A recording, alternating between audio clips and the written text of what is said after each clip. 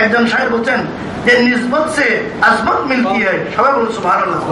আপনি যার সাথে সম্পর্কিত হবেন, যে সৌদির সাথে থাকলে বলতে ভাই এই এর বিরুদ্ধে কিছু বলিও না, এই সৌদির সামসা তাই মাত্র কানে লাগাই দিবি তোমার খবর আছে। সন্ত্রাসী থাকলে সন্ত্রাসী যেমন ভয় পাই আপনারও ভয় পেয়েছে। ওইখানে টাকা দেয় পত্রিকা বলি বলতে দিন বলে যে খালা, হ্যাঁ খালা জাহাঙ্গীর, খালা জাহাঙ্গীর এখন নাকি ইন্ডিয়ার জেলখানায় এর নাম শোনা বলছে সমান তালে বলে খালা জাহাঙ্গীর ফোন করছে সমান দায়িত্ব করছি আইনি পুষ্টি সব শেষ এই দিয়ে দিতেছে অত খালা জাহাঙ্গীর কুয়া জাহাঙ্গীর বুয়া সবকিছু বুয়ার উপর লাখ লাখ টাকা আদায় করতেছে, লাখ লাখ টাকা দিয়ে দিচ্ছে বুয়ার উপর।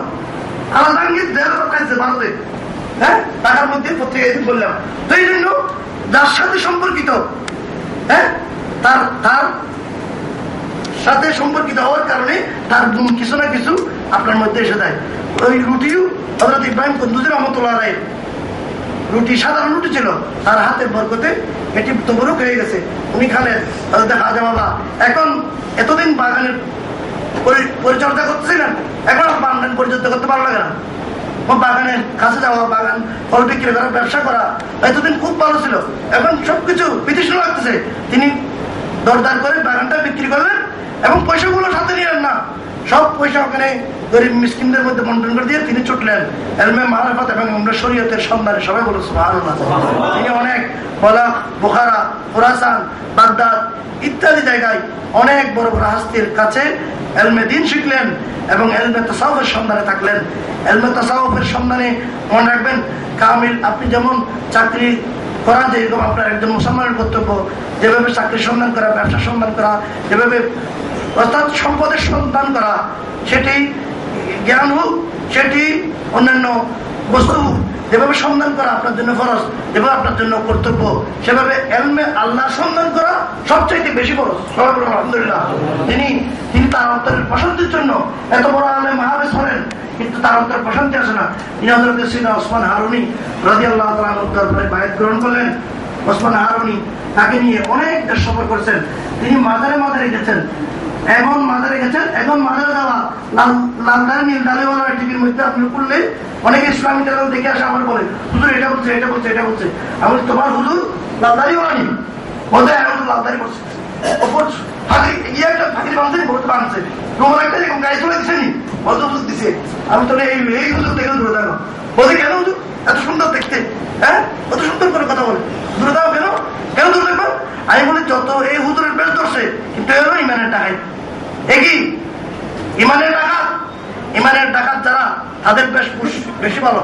আমি বেশভূষকে খারাপ বলতেছি না, আমি এই জন্য বলতেছি যাদের আকীদা খারাপ তাদের থেকে যোজন যোজন মাইল দূরে থাকতে হবে, তাদের থেকে মাইল মাইল দূরে থাকতে হবে।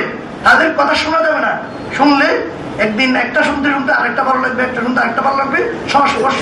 কারণ মিডিয়া এমন একটা জিনিস যেটি মিডিয়াকে আপনাকে তাকে না, আপনি মিডিয়াকে দাওয়াত দিয়ে করে নিয়ে আসছেন, ঠিক না ভাই? ঠিক। এখন মিডিয়া আপনার ঘরে এসে আপনার কানে খুব মন্ত্রণা দিচ্ছে, এই সহবাদ করা যাবে না, ফাতিহা দুরূস করা যাবে না, ওরস করা যাবে না, বিশেষ করে আল্লাহর ওলিদের দরবারে যাওয়া যাবে না। সবাই বলুন নাউজুবিল্লাহ। আল্লাহ, আমি হজ করতে গেছেন, আপনাকে বিনামূল্যে 3টা বই ধরে দিয়েছি, খেয়াল রাখবেন। আল্লাহ আল্লাহ আল্লাহ রসুল আউলিয়া কেরাম ছাড়া এরা যেগুলো বিনামূল্যে দেয় এগুলো অবশ্যই নিবেন, 2 হাতে লুটে ফুটে নিবেন। আল্লাহ, আল্লাহ রসুল, আউলিয়া কেরাম যে সমস্ত জিনিস বিনামূল্যে দেয় এগুলো 2 হাতে নিবেন। আর মানুষ যদি সাধারণ মানুষ, কোন সংস্থা, কোন রাষ্ট্র, যে কোনো কিছুর পক্ষ থেকে যদি আপনি কিছু বিনামূল্যে পান, মনে রাখবেন ওখানে ডাল মে কুছ কালা হ্যায়, ডাল মে কুছ কালা হ্যায়। কারণ আপনাকে বিনামূল্যে আপনি কাছে আমাদের আপনাকে দিয়ে দিছে 2-3টা বই, ওই বই লেখা আছে অন্য মানুষ দূরে থাক, রসুলের ওখানে মাথা লেগে নেই, ওখানে একটা কবর, রসুলের কবরে যাওয়াও শিরিক। সবাই বলুন নাউজুবিল্লাহ। এরকম না দেখলে আমি আমার কাছে বই আছে, আমি দেখাতে পারবো। সেখানে আমরা ওই মানে খানা মুফতির কথা শুনবো নাকি হযরত খাজা গরিব নওয়াজের কথা শুনবো? খাজা গরিব নওয়াজের কথা শুনবো। খাজা গরিব নওয়াজ রাহমাতুল্লাহ আলাইহি এবং তার পীর মুর্শিদ কেবলা, তিনি 20 বছর, দীর্ঘ 20 বছর হযরত ওসমান হারুনি রাদিয়াল্লাহু আনহু খেদমত করেছেন। পীরের খেদমত করা কত ভাগ্যবানদের কাজ। হযরত খাজা গরিব নওয়াজ বলেছেন যে সর্বোৎকৃষ্ট ইবাদত হলো এগুলা এগুলো তো অনেক উচ্চ মার্গের কথা, আমাদের মতো সাধারণ লোকের কথা। উৎকৃষ্ট ইবাদত হলো পীরের খেদমত করা এবং পীরের চেহারার দিকে তাকায় থাকা। সবাই বলুন সুবহানাল্লাহ। হযরত সিদ্দিক আকবর রাদিয়াল্লাহু তাআলাকে জিজ্ঞেস করা হলো যে তোমার তিনটি প্রিয় জিনিসের নাম হলো। হযরত সিদ্দিক আকবর বলছেন আমার প্রথম প্রিয় হলো আল্লাহ রসুলের চেহারার দিকে তাকায় থাকা। সবাই বলুন সুবহানাল্লাহ। আমি আল্লাহ রসুলের চেহারার দিকে তাকায় থাকা নাকি আমার সমস্ত নামাজ রোজা হজ যাকাত থেকে বেশি প্রিয় মনে করি। সবাই বলুন সুবহানাল্লাহ। সাহাবায়ে কেরামের জন্য আল্লাহ রসুলের চেহারার দিকে তাকায় থাকতেন সাহাবায়ে কেরাম। আর মুনাফিকরা দুনিয়ার ওই মাহফিলে বসে, আল্লাহ রসুলের মাহফিলে বসা আছে,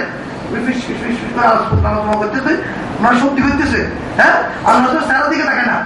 আর যখন ডাকে বলে রায় না, আল্লাহ বলতেছেন রায়েরা শব্দের অর্থ আমাদের দিকে তাকাও, কিন্তু এখানে একটা শব্দের গুঞ্জাইশ এসে গেছে যে রায় রায় বলা হয়। এখানে অনেকের বীজ আছে রায়, আপনি কিন্তু অনেক বড় পয়সা কামাইতেছেন, কিন্তু বীজা দেখেন আর বিকর বীজ আনছে রায় মানে রাখাল। হ্যাঁ, ওরা মুনাফিকরা মনে মনে অন্তর বলতো হে রাখাল আমার দিকে তাকাও, মনে মনে বলতো, মুখে বলতো না। আর এই ভাষা ব্যাপক, একটা শব্দ অর্থ অনেক বেশি। তো আল্লাহ যেই ভাষার মধ্যে সমর্থবোধক অর্থ আছে, আল্লাহর সাথে সেই শব্দ বলা হারাম করে দিয়েছেন।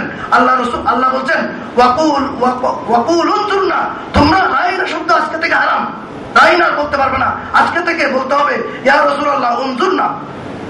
এজন্য আমরা বলি কি ইয়া রাসূলুল্লাহ উনজুর হালানা, ইয়া হাবিবাল্লাহ ইসমা আলানা। হে রাসূল আপনি আমাদের দিকে, আমাদের হালতের দিকে দেখুন। হে রাসূল আপনি আমাদের অন্তরের কথাগুলো শ্রবণ করুন। সুবহানাল্লাহ। সেজন্য আমি যেটা বলছিলাম পীরের খেদমত করা, আল্লাহ হযরতে গরিব নওয়াজ বলছেন যে আমার সবচেয়ে মাহবুব এবং একজন তরিকতপন্থীর সবচেয়ে প্রিয় জিনিস হওয়া উচিত তার পীরের চেহারার দিকে তাকায় থাকা এবং তার পীরের খেদমত করা। এটি হলো তার দেশের সর্বোত্তম ইবাদত। এখন এই কথা যদি আপনি সাধারণ মানুষ বলে দেওয়া হয়েছে পীরের চেহারার দিকে তাকাতে হলে দুনিয়ার শেষ, আর কোথায় করবে? এই অর্থে না, এটি হলো বুঝতে হবে আপনি তাকে সম্বোধন করে কথাগুলো বলতেছেন, সে কত মাপের, কত ধরনের স্পিরিচুয়াল আধ্যাত্মিক উন্নতি তার হয়েছে, তাই যেখানে সেই কথাগুলো বলতে পারবেন না। আমি যেটি বলছিলাম পীরের সংস্পর্শে তিনি 20 বছর, দীর্ঘ 20 বছর ইবাদত করলেন। ইবাদত করার পর তিনি গৌসে পাকের দরবারে গেলেন 2 বার। দেখেন এখন সমস্ত বরফ থেকে শুরু করে পুরাতন থেকে শুরু করে সমস্ত মধ্যপ্রাচ্যে তিনি ঘুরে ঘুরে পীরের সাথে আল্লাহর ওলির দরবারে হাজিরা দিচ্ছেন। একবার তিনি আল্লাহর দাদা গঞ্জবাস হাজবেরি রহমতুল্লাহ আলাইহি, তিনি লাহোরে অবস্থিত, কিছুদিন আগে যেখানে তালেবানরা বোমা ফুটিয়েছে, দেখেন তালেবানদের শত্রু যারা জঙ্গি ইসলামের নামে জঙ্গিবাদ প্রচার করে, তাদের শত্রু কোথায়? মসজিদে যেখানে উঁচু করতেছে, কম্বক কতবার কম্বক, তোমার বোমা মারতেছে, অন্য কেন মারো, বোমা তারা মারতেছে সব জায়গায়, কিন্তু কম্বক যে আপনি একদম যত বড় হারার কেউ আপনি যখন উঁচু মারিতে যাবেন নিশ্চয়ই আপনার অন্তরে একটু আল্লাহ এবং রসুলের মহব্বত চলে আসছে। উঁচু মারিয়ে নামাজ নামাজ পড়বেন, উঁচু বানিয়ে নামাজ জিয়ারত করবেন, উঁচু বানিয়ে না হয় কোরআন তেলাওয়াত করবেন, উঁচু বানিয়ে যে কোনো ভালো কাজ করবেন, ভালো কাজ করতে মানুষ মানে ঠিক না। উঁচু বানের মধ্যে কম্বক তারা বোমা হামলা করছে। আর দাদা গঞ্জবাস হাজবেরি রহমতুল্লাহ মাদারে তিনি কত বড় পাপের বলি, হযরতে খাজা মঈনুদ্দিন চিশতি আজমেরি, হযরত গরিব নওয়াজের মতো ওলি যেখানে 41 দিন চিল্লা করেছে। সবাই সুবহানাল্লাহ। এখন আমাদের চিল্লাওয়ালা আমাদের দেশে কতগুলো আছে, ওরা কাটতে কুটতে বানিয়ে যায় কোথায়?